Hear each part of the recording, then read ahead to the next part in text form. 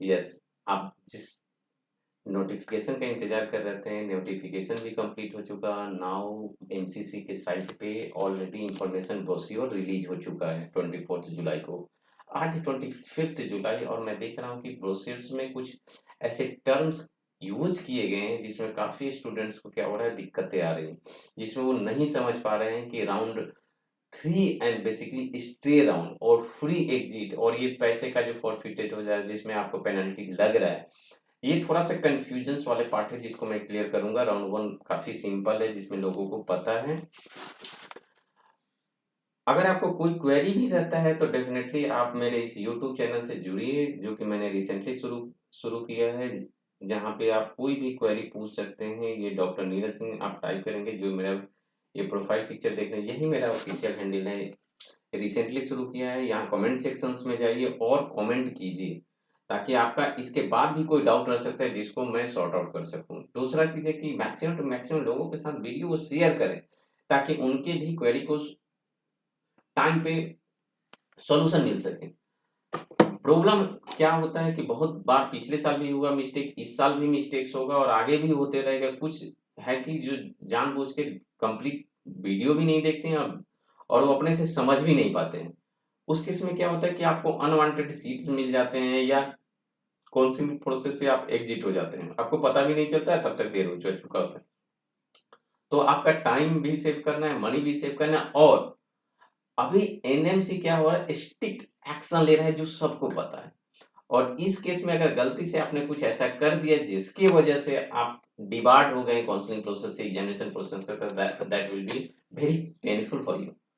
सो ऐसा ना हो, इसके लिए कंप्लीट पहले वीडियो को भी देखें, और आप कोई भी डाउट होता है तो इसके बावजूद भी आप कमेंट सेक्शन में कमेंट कीजिए। और डेफिनेटली अपने फ्रेंड के साथ इस वीडियो को शेयर करें। बहुत सारे होते हैं कि देखते हैं, सोचते हैं कि मुझे पता है, क्या जरूरत है दोस्तों का। मगर आप डॉक्टर्स हैं, अपने कम्युनिटी को तो एटलीस्ट हेल्प करें, उनसे शेयर करें, ताकि वो भी इन्फॉर्म, चूंकि सब लोग तो हमारे यूट्यूब चैनल से नहीं कनेक्ट हैं, कनेक्टेड नहीं हो सकते हैं, बट एटलीस्ट वो वीडियो देख सकते हैं जिससे उनको बेनिफिट मिल सकता है, तो वो भी अपने क्वेरी पूछ सकते हैं। ठीक है, तो चलिए, आपके पास सफिशिएंट टाइम है, आप समझ गए। उसके बावजूद मेरा काम है कि मैं आपको थोड़ा डिटेल्स में इस चीज़ को बताऊं, ताकि आप कोई मिस्टेक्स ना कर सके। तो ऑन प्रोसेस जो होगा काउंसलिंग का, वो ऑनलाइन होगा, सारे राउंड ऑनलाइन होंगे। आपको पता है एनएमसी ने भी इसके लिए गाइडलाइन जारी किया। अगर राउंड वन में आपको रजिस्ट्रेशन करना होता है, पेमेंट करना होता है और चॉइस फिल करना होता है, उसके बाद रिजल्ट आता है। राउंड वन का रिजल्ट आए, राउंड वन के रिजल्ट आने में आपके पास ऑप्शंस होता है कि आप रिजल्ट आए, आप जाके एडमिशन ले लें। तो आपको कुछ नहीं करना है, आप स्क्रीन पे भी देख सकते हैं। आप सिंपली कॉलेज में जाइए, अपने डॉक्यूमेंट को वेरिफिकेशन कीजिए और अलॉटेड सब्जेक्ट के साथ आप स्पेशलिस्ट बनिए। My best wishes with you. But बहुत सारे ऐसे लोग हैं जिनको सब्जेक्ट मिला, पर चाहते हैं कि कुछ बेटर कॉलेज मिले, सब्जेक्ट वही रहो बट बेटर कॉलेज। बहुत सारे ऐसे होते हैं, ठीक है इस सब्जेक्ट से हम नहीं, दूसरा सब्जेक्ट चाहिए, तो विल करते हैं कि हम अपग्रेड करें। अपग्रेड करने में वापस से चॉइस फिलिंग की फैसिलिटी मिलती है, तो वो आप राउंड टू में जाएंगे। ठीक है, तो ये सिंपल है। बट कुछ ऐसे होते हैं जिनको राउंड वन में कुछ मिला ही नहीं, तो कुछ करने का जरूरत नहीं है। राउंड वन में रजिस्टर किए हैं, कुछ मिला है ही नहीं, तो ऑटोमेटिकली आप राउंड टू में जाके पार्टिसिपेट कर सकते हैं। इसमें कुछ करने का जरूरत नहीं है। तो फ्रेश रजिस्ट्रेशन राउंड टू में होगा तो आप कर सकते हैं। बहुत सारे, अब राउंड टू शुरू हुआ। राउंड टू में ऐसे भी स्टूडेंट होंगे जिनको मिला नहीं, वो तो आ गए। वैसे जो अपग्रेड करना चाहते हैं वो भी आ गए। और वैसे तो आप सेकेंड राउंड का जो सीट का अलॉटमेंट होगा, राउंड टू का सीट अलॉटमेंट अपग्रेड हुआ, तो आप राउंड वन का जो कॉलेज है वहां से छोड़ के आप राउंड टू में आइए, तो वहां से आपको रिजाइन देके राउंड टू में आना, राउंड टू का अलॉटेड सीट में आके एडमिशन लेना हो। क्योंकि आपका अपग्रेड हो गया, तब पुराने कॉलेज से आपका कोई लेना देना नहीं रहा है। कंफ्यूजन यहाँ पे है कि सपोज अगर आपको अलॉट नहीं हुआ, राउंड टू में अपग्रेड नहीं हुआ, आपने विल किया था, उस केस में आप चाहते हैं कि हम राउंड टू में तो कुछ मुझे अपग्रेड होकर मिला नहीं, फिर भी आप छोड़ना चाहते हैं, ये प्रोविजन एनएमसी एमसीसी मतलब मेडिकल काउंसिल कमेटी ने नया प्रोविजंस ऐड किया है कि अगर आपको कॉलेज नहीं मिला, राउंड टू में अपग्रेड नहीं हुआ और पुराना वन को भी नहीं करना चाहते, तो उस केस में राउंड टू का जो रिजल्ट आता है उसके 2 दिन के अंदर में आप वहां से रिजाइन कर सकते हैं। एग्जिट कर सकते हैं, एग्जिट कर सकते हैं, बट जो आपने पैसा जमा किया है काउंसलिंग के लिए वो आपका डिडक्ट हो जाएगा पेनल्टी के रूप में। तो जो भी फीस है वो फॉर आपका पेनल्टी में चला जाएगा। बट अगर आपको सीट अलॉट हुआ और आप जाके अपग्रेड ही नहीं किए, रिपोर्ट ही नहीं किए, पहली बार अलॉट हुआ आप रिपोर्ट जाके नहीं कर रहे हैं, तो क्या करना हो, ज्वाइन ही नहीं किए, तो आपने जो भी सिक्योरिटी भी डिपॉजिट दिया था, मान लीजिए 2 लाख सिक्योरिटी डिपॉजिट किया था प्राइवेट और डीम्ड यूनिवर्सिटी के, या 25,000 जमा किया था गवर्नमेंट कॉलेजेस के लिए, डीएमडी वगैरह के लिए, तो उस केस में ये जो 25,000 है ये भी आपका डिडक्ट कर लिया जाएगा। बट आप फर्दर काउंसलिंग के लिए एलिजिबल हैं, ये that is most important thing. आपके सिर्फ पैसे डिडक्ट होंगे, यानी कि वापस से आप पेमेंट कीजिए, फिर से काउंसलिंग में पार्टिसिपेट कीजिए। अगर आप रिपोर्ट करके चाहते हैं कि हम आगे पढ़ना चाहें, again good luck, going to be specialist, best wishes, continue कीजिए, ठीक है। अब वैसे हैं जिनको कुछ मिला नहीं, या वैसे हैं जो कि अभी राउंड 2 में मिला है बट पेनल्टी देके वापस आए हैं, या वैसे हैं कि राउंड 1 में तो उनको मिला था बट राउंड 2 में उनको कुछ अपग्रेड मिला नहीं, लेकिन राउंड 2 का रिजल्ट है 2 दिन के अंदर रिजाइन कर दिए, ये सब लोग राउंड 3 में आएंगे।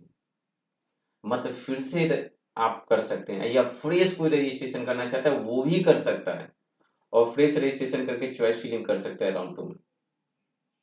यानी कि आप सिंपल वर्ड में अगर बात करें तो वो सारे लोग हैं विथ पेनल्टी, या तो पेनल्टी दे के पार्टिसिपेट कर रहे हैं राउंड 3 में, या विदाउट पेनल्टी, सबके पास ये अपॉर्चुनिटी है अप टू राउंड 3। तो यहाँ पे एक बहुत सारा मेजर जो चेंज आने वाला है, जो कि काउंसलिंग में, और जो आपको सीट अलॉटमेंट में, जो आप ये बहुत सारे जो बोल रहे हैं जो पॉजिटिव सीट, ऐसा कुछ नहीं होने वाला है। लेट मी क्लियर, यहाँ पे जब ऑप्शंस आ जाता है कि आप सीट को छोड़ सकते हैं, पेनल्टी देके फिर से पार्टिसिपेट करते हैं, तो बहुत सारे चेंजेज अप्स एंड डाउन्स होते हैं, क्योंकि इस प्रोसेस में राउंड 1 राउंड 2 का जो प्रोसेस है उस बीच में स्टेट के भी राउंड होते हैं, राउंड 2 एंड राउंड 3 के बीच में भी स्टेट के भी राउंड हो रहे हैं। तो इस केस में शिफ्टिंग कहीं भी हो सकती है, ऐसा भी हो सकता है स्टेट में ले लिए तो पॉजिटिव शिफ्टिंग हो सकता है, ऐसा भी हो कि स्टेट में नहीं लिए, वही एक ही स्टूडेंट बार बार अपग्रेड कर रहा है, पैसा देके पेनल्टी देके वापस से फिर पार्टिसिपेट करके फिर सीट अलॉट कर रहा है, तो उस केस में पॉजिटिव शिफ्ट भी नहीं मिलने को देखने को मिल सकता है।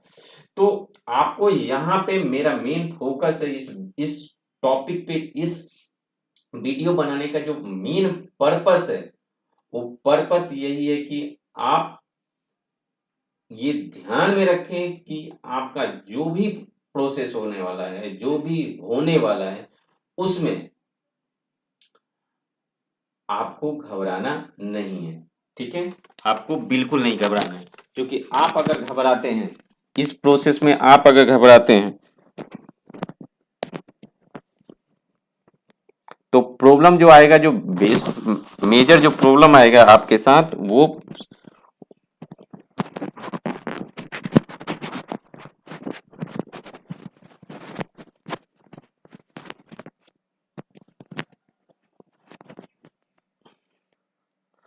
जो मेजर आपके साथ जो प्रॉब्लम आने वाला है कि आप वापस से कोई भी सीट अपने आप को अलॉट कर लेते हैं स्टेट्स में, नहीं करना है, आपको वेट करना है, यहाँ पे आपको वेट करना है, क्योंकि सीट का नंबर फिक्स है, स्टूडेंट के भी नंबर फिक्स हैं, तो वो कहीं भी लेंगे, अगर सीट छोड़ते हैं तो एक सीट खाली होगा ही होगा, तो आपको सीट फर्दर अलॉटमेंट होगा। So don't get confused or and distracted by the positive negative, this is not the actual fact। हाँ, इस बार थोड़ा वेट करने, चूंकि अपग्रेडेशन का चांस मिल रहा है तो definitely everyone try to put their choices again and again. अब राउंड 3 के सीट्स हुए और आपको सीट्स को अलॉटमेंट मिल गया, ठीक, तो आप रिपोर्ट कीजिए इंस्टीट्यूट में, ज्वाइन कीजिए,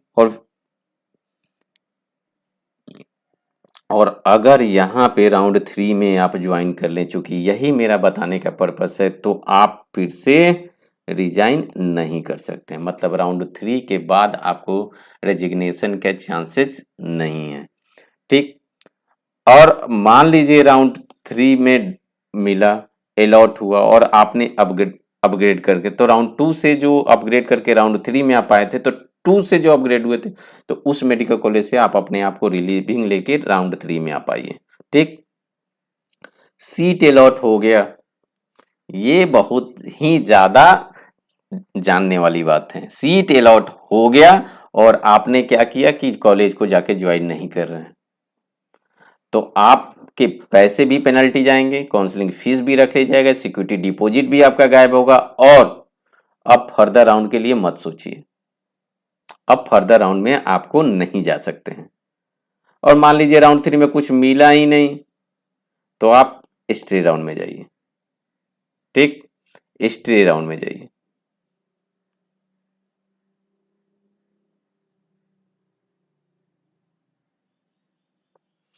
यानी कि राउंड 3 में ज्वाइन कर गए तो आप अपग्रेड नहीं कर सकते, नहीं ज्वाइन किए, मिला बट ज्वाइन नहीं किए, बाहर हो जाइए, सीधा रास्ता। 3 में मिला है अपग्रेड करके तो प्रीवियस से छोड़ के आप इसको जाइए। अगर ऐसा नहीं है, कुछ ऐसे भी हैं जो कि लास्ट में किसी कारणवश से उनको लास्ट में याद आया कि नहीं चलिए अब जाके रजिस्ट्रेशन करते हैं, तो डायरेक्टली फ्रेश रजिस्ट्रेशन मिल का ऑप्शन है स्टे राउंड में भी, क्योंकि सारे राउंड ऑनलाइन हो रहे हैं। स्टे राउंड में हो गया और आपको सीट अलॉट हो गया, ये इतना ज़्यादा इम्पोर्टेंट है कि बहुत सारे स्टूडेंट ने लास्ट ईयर भी मिस्टेक किया। और आप जानते हैं 147 स्टूडेंट ऐसे थे जिनको अलॉट हुआ लेकिन वो रिपोर्ट नहीं किए। आउट ऑफ दिस 27 इस साल भी पार्टिसिपेट किया और उनके लिए अलग से एनएमसी ने डाटा को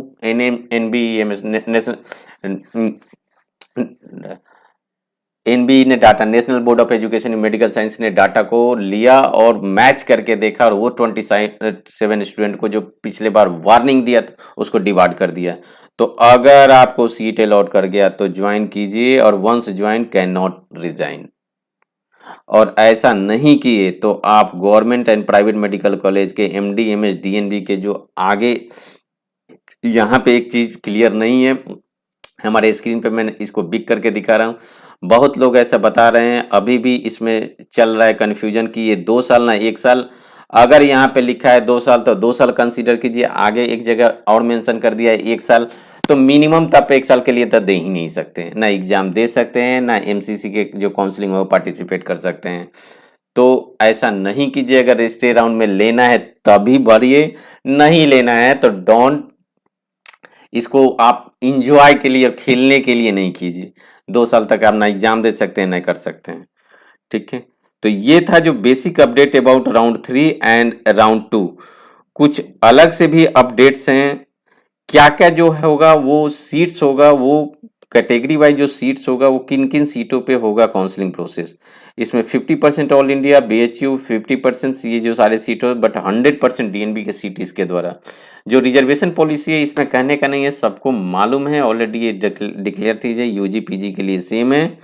ये 15, 7.5, 27, 10% एंड 5% रिस्पेक्टिव फॉर द और द कैटेगरी। जो कन्वर्जेंस का पॉलिसी है आपको सिंपल बता दें, एसटी के सीट जो होंगे वो एससी में कन्वर्ट होंगे, बाकी रिमेनिंग जो respective person with disability seats हैं वो रिस्पेक्टिव सीट्स कैटेगरी में जाएंगे of the same category. But SC and EWS के सीट होंगे वो अनरिजर्व कैटेगरी में ट्रांसफर कर दिए जाएंगे ड्यूरिंग द काउंसलिंग प्रोसेस, अगर उस कैटेगरी के स्टूडेंट नहीं मिल पाते हैं तो। इसके अलावा जो मोस्ट इंपॉर्टेंट थिंग्स जो आपको जानना है वो मैं थोड़ा सा क्लियर करूं। सेंट्रल इंस्टीट्यूशन जो रांची के लिए, वहां भी रिजर्वेशन पॉलिसी सेम ही लगता है, तो यहां भी आपको कोई कंफ्यूजन्स की बात नहीं है। अब रजिस्ट्रेशन में आपको एक चीज का बहुत ही ध्यान रखना है जो कि जनरली लोग भूल जाते हैं, वो कि आप जो ईमेल आईडी यूज कर रहे हैं, मोबाइल नंबर यूज कर रहे हैं, जो एप्लीकेशन के टाइम में भरे थे उसी को यूज कीजिए। कोई भी इसको चेंज करने के लिए, एड्रेस चेंज करने के लिए जो भी आपको है, इसके लिए कोई एमसीसी आपको इंटरटेन नहीं करने वाला है, उसी पे पॉपअप वगैरह सब कुछ रिलीज होगा। तो अब अगर हम राउंड 1 की बात करें तो मेन काउंसलिंग रजिस्ट्रेशन होगा, सिक्योरिटी डिपॉजिट आपको देना पड़ेगा, चॉइस फिलिंग कीजिएगा, अलॉट होगा सीट्स, पब्लिकेशन ऑफ रिजल्ट होगा, फिजिकल रिपोर्ट कीजिए कॉलेज में, और वहीं पे जाके तीनों आपके पास ऑप्शंस मिलेगा। राउंड 1 में विलिंग कीजिए, ऑप्ट डाउन, फ्री एग्जिट करना चाहते हैं कर लीजिए जो पहले डिक्लेयर किए हैं, और जो भी डाटा होगा एमसीसी का रिजल्ट का और जो राउंड 1 स्टेट का डाटा हो वो आपस में मर्ज करके देखा जाएगा कि कितने ने स्टेट में लिया, कितने ऑल इंडिया में लिए, और उन्हीं के डाटा के अकॉर्डिंगली फिर से राउंड 2 में पार्टिसिपेट करने का मौका मिलेगा। क्योंकि अगर स्टेट में आप लेके ज्वाइन करके कंटिन्यू कर लिए तो आप राउंड 2 के ऑल इंडिया में अगर डाटा रहने के बावजूद भी, पार्टिसिपेट करने के बावजूद भी आपको एलिमिनेट कर दिया जाएगा before the result declaration of the round 2। Clear हो गया? राउंड 2 में भी सेम चीज लगेगा, तो इसमें कोई कंफ्यूजन का नहीं है। फाइनल जो स्टे राउंड होगा उसके लिए क्लियर कट जो गाइडलाइन है वापस से मैं बता रहा हूं, क्योंकि यहीं पे सबसे ज्यादा मिस्टेक होगा। फ्रेश रजिस्ट्रेशन होगा और वो सारे स्टूडेंट, ये ध्यान देखिए, और each and every point is important. यहाँ पे आप जो बार बार हमसे क्वेश्चन पूछ रहे हैं, मेल कर रहे हैं, ईमेल कर रहे हैं, मैसेज कर रहे हैं, चैट कर रहे हैं कि हमने स्टेट में लिया तो क्या हम एलिजिबल हैं कि नहीं ऑल इंडिया स्टेट, बिल्कुल नहीं है। एनी राउंड्स, राउंड 1 में मिला, राउंड 2 में मिला, राउंड 3 में, ऑल इंडिया में मिला, डिम्ड में मिला, स्टेट्स मिला, किसी भी तरह का आप कोई भी सीट अगर होल्ड कर रहे हैं, I am talking about the holding of seat, I am not talking about the allotment of seat, I am talking about the holding of seat. अगर आप किसी भी तरह के सीट को होल्ड कर रहे हैं तो आप एलिजिबल नहीं है स्टे राउंड में पार्टिसिपेट नहीं कर। बट आपको राउंड 1 में अलॉट हुआ तो प्री एग्जिट कर लिए, स्टे में आइए, कोई दिक्कत नहीं। राउंड 2 में अलॉट हुआ और आप पैसा देके सिक्योरिटी डिपॉजिट देके बच गए, आइए राउंड अलॉट इसमें स्टे राउंड में आइए। यानी कि आप जब तक फ्री एग्जिट या पैसा दे के एग्जिट पॉसिबल था, उसके बाद भी आपको सीट नहीं मिला तो आप आइए इस अलॉटमेंट प्रोसेस में। ठीक है, ऑनलाइन मोड ही होगा सॉफ्टवेयर से, ये सबको पता है। और यहां पे जो लिखा है कि इफ कैंडिडेट, देखिए स्क्रीन पे देखिए, बिल्कुल हाँ बिल्कुल आप जो आप देख रहे हैं, if candidate is allotted A seat in A stay round, he she has to report and join the allotted seat and college, else he she shall be debarred from NEET PG examination for subsequent 1 year।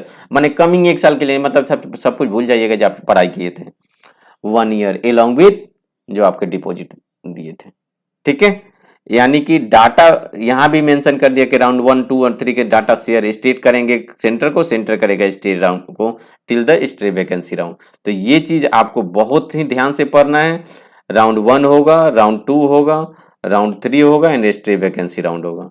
ठीक है, candidate देखिए, candidate are advise not to proceed for booking ticket after the declaration of provisional result. अगर provisional result declare हुआ कल ही जाके ticket मत book कर ले, बिल्कुल ही है। चूंकि फाइनल जब रिजल्ट आता है तो अगर कुछ मिस्टेक्स रह जाता है तो फाइनल रिजल्ट जब डाउनलोड हो जाए, आप अपना अलॉटमेंट डाउनलोड कर पाए, तभी आप टिकट की बुकिंग करें। एडमिशन अगर आपको होता है तो पहला आपको अलॉटमेंट लेटर, जो कि एसेंशियल डॉक्यूमेंट है, ये तो बिना इसके होगा नहीं। एमबीबीएस की रजिस्ट्रेशन डिग्री सर्टिफिकेट चाहिए होता है, marksheet, all the 3 professional 1, 2 and third part 1, part 2 दोनों के चाहिए। रैंक कार्ड, एडमिट कार्ड, ये तो बेसिक रिक्वायरमेंट है। इंटर्नशिप आपका 31 मार्च तक कंप्लीट है, और जो एक्सटेंशन मिला है जिन लोगों को, जिनका कब तक कंप्लीट होना चाहिए, उनके लिए वो नियम एज इट इज रहेगा, जब उनका कंप्लीट हो रहा है तब दें। तो ये कोई घबराने का बात नहीं कि 31 मार्च मेंशन करके, इसमें कोई कंफ्यूजन मत रखिए। ऑलरेडी डिक्लेयर हो चुका है, तभी आप एलिजिबल हैं फॉर्म भरने के लिए, तभी आपने फॉर्म फिलअप किया, तभी आप एग्जाम दे रहे हैं। So don't worry about that. Essential document है permanent provisional residence, high birth certificate आपको रिक्वायरमेंट है, and carry 1 ID proof, PAN card, driving licence, voter card, Aadhaar card अगर कोई करते हैं, और जो भी रिस्पेक्टिव कैटेगरी में फॉलो करते हैं, SC ST हो, EWS हो, OBC हो, या डिसेबिलिटी सर्टिफिकेट, कुछ भी जो आप फॉलो करते हैं तो आप इसको कैरी कीजिए। अगर नहीं करते हैं तो कोई एडिशनल डॉक्यूमेंट का रिक्वायरमेंट नहीं है। कोई भी चॉइस फिलिंग करते हैं अगर प्राइवेट और डीम्ड यूनिवर्सिटी में, वापस ने गवर्नमेंट क्लियर किया कि चॉइस फिलिंग से पहले उस कॉलेज का मोड ऑफ पेमेंट जान लीजिए, उस कॉलेज का फी स्ट्रक्चर जान लीजिए, उस कॉलेज के विषय में डिटेल्स इंफॉर्मेशन लेना आपका काम है, एमसीसी का काम नहीं है। MCC only helping in the allotment of the process. So this is all about the process of all India counselling. जो फीस की बात करें, जो फीस जो एक बार डिक्लेयर कर देते हैं, नॉन रिफंडेबल 1000 है फॉर अनरिजर्व SC ST के लिए, 500 है, 5000 है 5000 इसके लिए डीम्ड यूनिवर्सिटी के लिए नॉन रिफंडेबल है अगर आप पार्टिसिपेट करें। रिफंडेबल जो सिक्योरिटी डिपॉजिट है वो 25,000 है एंड 10,000 है, 2 लाख है एंड 2 लाख है। 2 लाख है फॉर प्राइवेट यूनिवर्सिटी और 25,000 है for this unreserve category for the government college है जो सिक्योरिटी डिपॉजिट है। आपको पेमेंट क्या करना है ये डिटेल दिया हुआ है, तो डोंट गेट कंफ्यूज। वापस से मैं रिपीट करता हूँ, इसके बावजूद भी काफ़ी सारे क्वेरी होंगे, डाउट होंगे जो आप पूछना चाहते हैं, लेकिन किसी कारणवश से आप नहीं पूछ पाए या नहीं समझ पाए, घबराने की कोई बात नहीं। आप हमारे यूट्यूब चैनल से कनेक्ट होइए, जो कि @डॉक्टर